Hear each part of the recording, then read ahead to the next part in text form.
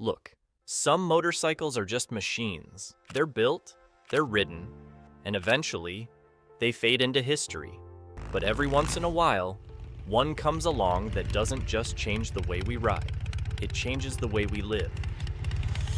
And in the middle of the Great Depression, when America was broke, hopeless, and motorcycles were on the edge of extinction, one company made a bet that seemed insane. A bet that would either save them or bury them forever. What they built wasn't just another motorcycle, it was faster than anything people had ever seen. It was louder, tougher, and somehow more alive.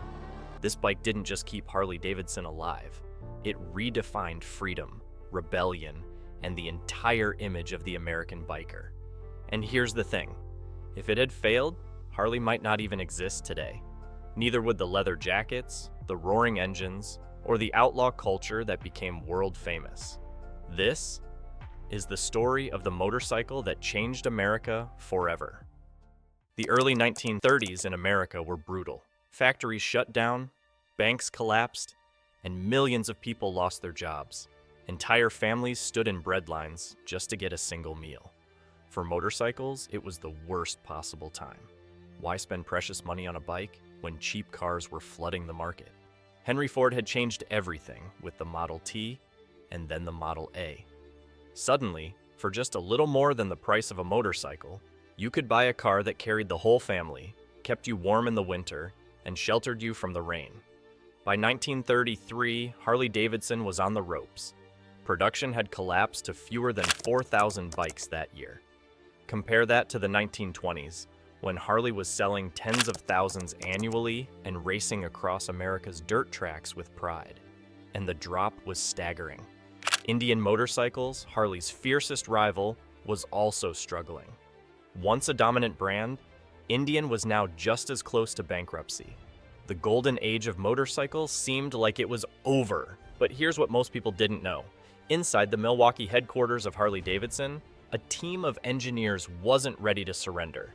They weren't designing just another bike, they were creating a machine so advanced it could shock the world. A motorcycle that wasn't just transportation, it was survival.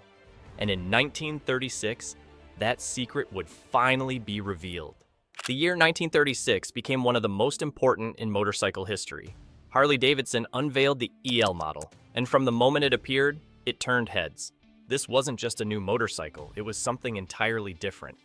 At the heart of the EL was its 61 cubic inch overhead valve V-twin engine. It was unlike anything Americans had ever seen. Until then, most bikes were running flathead engines. Reliable, yes, but underpowered. The EL's engine completely changed the game.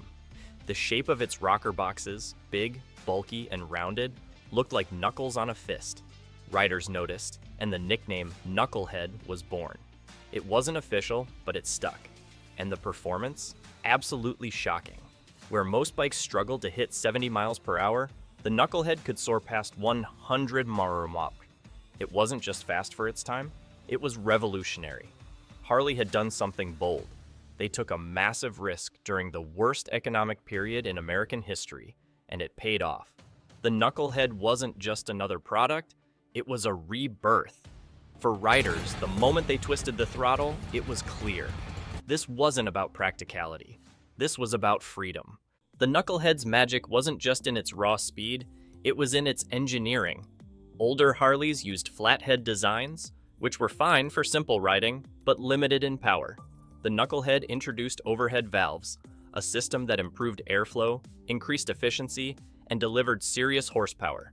It was like giving the motorcycle a new set of lungs.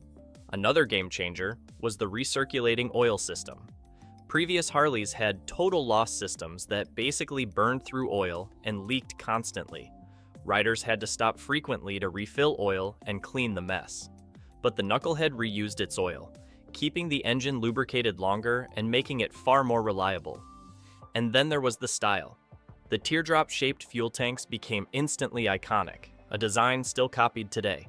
The flowing Art Deco lines made the bike look fast even when it wasn't moving. Add chrome accents and you had a machine that wasn't just functional, it was beautiful.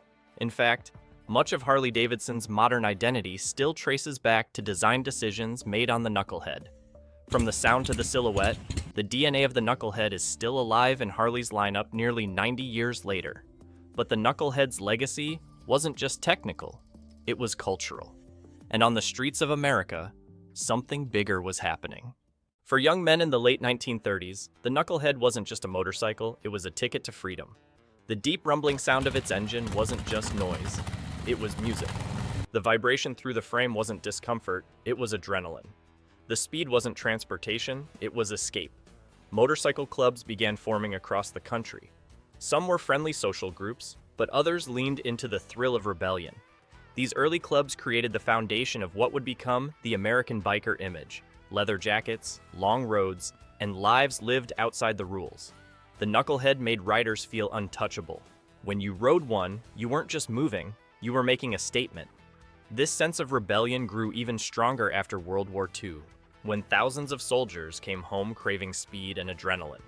The Knucklehead became the center of an entirely new culture, one that the world would soon see explode.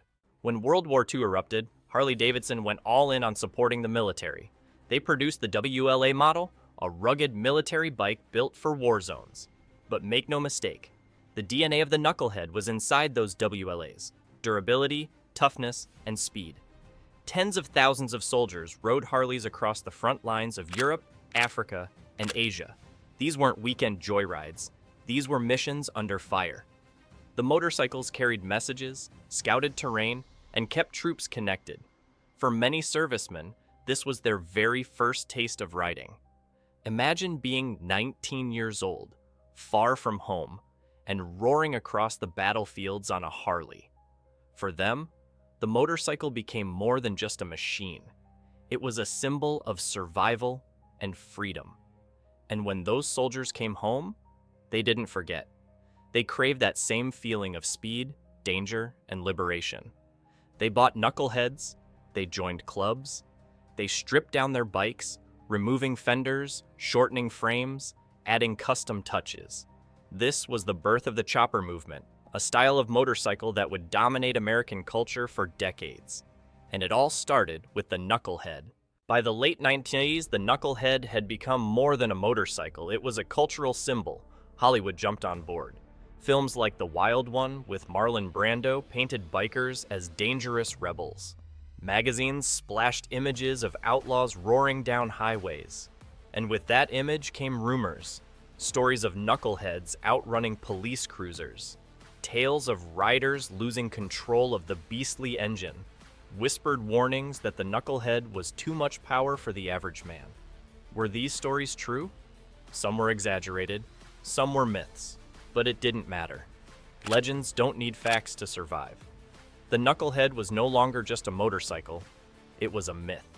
And myths have power. In 1947, Harley-Davidson introduced the Panhead, replacing the Knucklehead with newer technology. For most bikes, that would have been the end of the story. But the Knucklehead was different. Collectors today will pay well over $100,000 for one in good condition. Builders spend years restoring them. And at rallies across the country, some riders still bring out their Knuckleheads, keeping the legend alive on the open road. The bike may have left the factory floor decades ago, but it never left America's heart. The truth is simple. Without the Knucklehead, Harley-Davidson might not exist today. This single model pulled the company back from collapse. It redefined what motorcycles meant in America, and it gave birth to a culture that the world still associates with freedom, rebellion, and raw power. Every Harley built since then carries a piece of its DNA. Every rally, every movie, every rebel biker club. It all traces back to 1936. The Knucklehead wasn't just a motorcycle. It was a revolution on two wheels. So when we say the Knucklehead changed America forever, we mean it. It saved a company, it created an identity, and it redefined what it meant to live free. The Harley-Davidson Knucklehead. Not just metal, oil, and rubber, but the spark that lit a cultural fire still burning today. If you enjoyed this story, hit that like button, subscribe for more motorcycle legends, and tell us in the comments, what's your favorite classic Harley of all time?